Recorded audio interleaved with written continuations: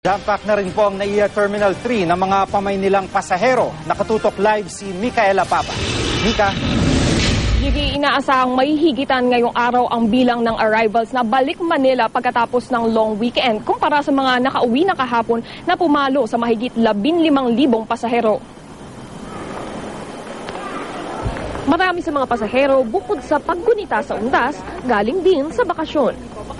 Inuna na muna namin kasi mahirap yung auno masyadong siksikan eh. Actually, schedule na siya pero mas pinili namin yung gantong oras na uwi. Para may time pa rin makapagpahinga kami. Kabilang ang kapusong si Rian Ramos sa mga balik Manila ngayong araw. Ayon sa Airport Police Department, kalimitan ay di gaanong nagkakaroon ng problema sa arrivals, di tulad ng departure na naiipon at nakatenga ang mga tao at kanilang bagahe. Ang problema nga lang, masyadong excited minsan ang pasaherong makauwi. Tulad na lang kaninang tanghali nang maiwan ang 2 trolley sa waiting area. Sinuri pa ito ng bomb disposal unit bago nakuha ng may-ari.